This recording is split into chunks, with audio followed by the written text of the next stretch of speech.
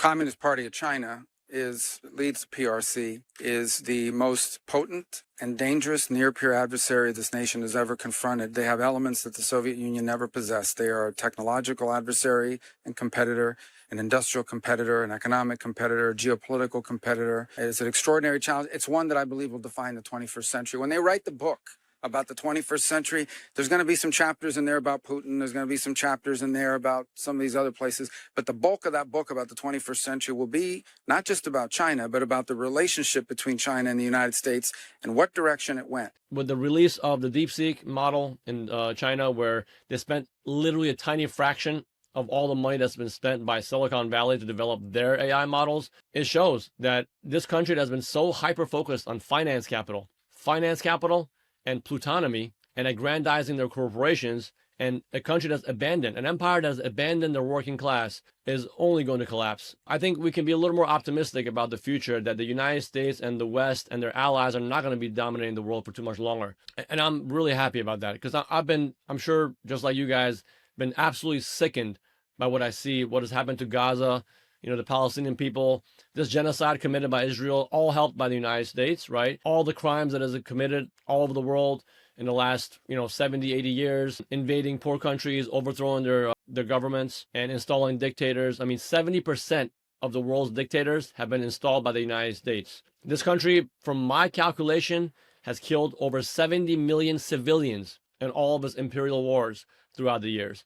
And so it is only about time that, justice or reality or the universe's laws eventually come hammering down on this corrupt, decadent empire. What I can only hope is that the people in the United States rise up, use logic and common sense to overthrow this oligarchy and bring about a better reality. But I'm not going to hold my breath for that, because unfortunately the people in this country are extremely misinformed and kept uninformed by the media and the establishment, which, uses scapegoats like immigrants or China to, maintain a stranglehold.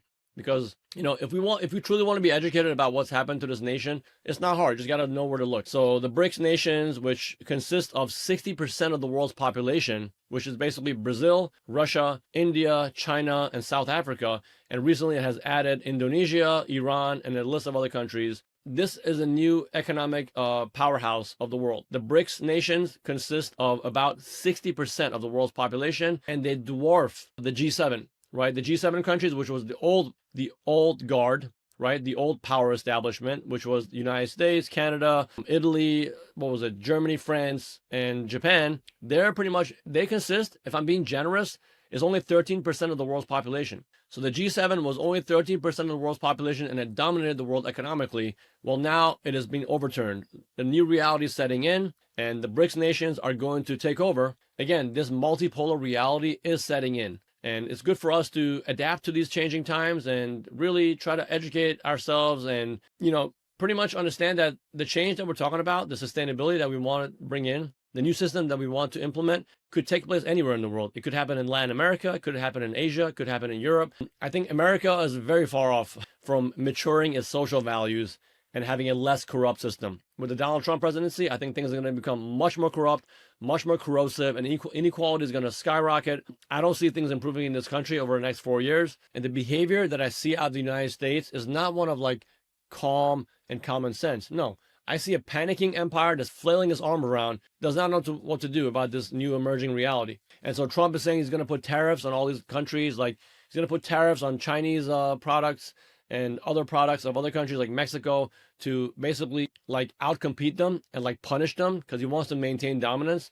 So this threat of tariffs is meant to keep the world at bay and allow America to maintain its hegemony. But I don't see that working, because in order for tariffs to actually work, which shows what an idiot Donald Trump is, in order for tariffs to work, you actually have to have a strong manufacturing base to make that work. The United States has pretty much outsourced most of its labor.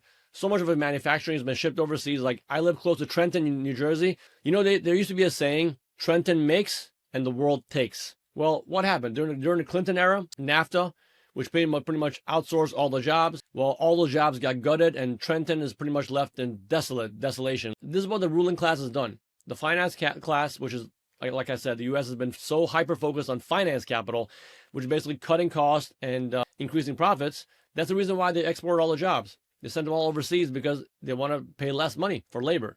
So this focus has pretty much weakened the United States' position in the world economically. I don't see that improving over time, and I see whatever Trump's doing is not going to make a difference. Again, we don't have a strong manufacturing base for these tariffs to actually work. And all I see is that price of things are going to increase in this country. The economy is going to stagnate. It's going to suffer.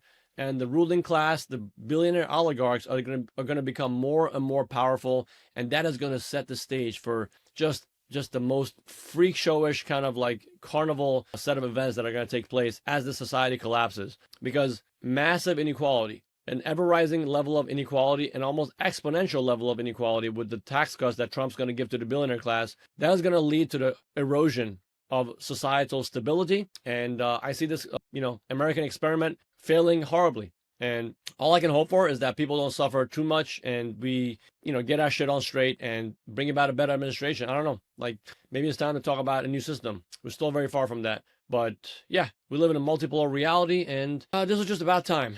It was only a matter of time for this to happen. Now, as a conclusion, my advice to you guys is focus much less on finance, okay? Focus less on the stock exchange, and focus more on the new changing world, like the AI, that's like the AI revolution that's taking place. Learn to ask these AI models what skills are actually important for the 21st century.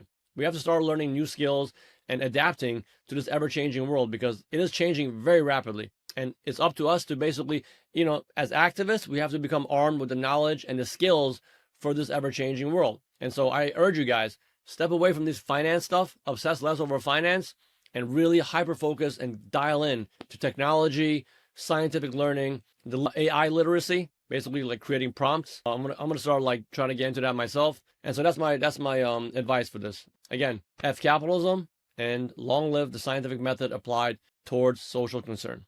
Peace. Hey guys, thanks so much for watching this video.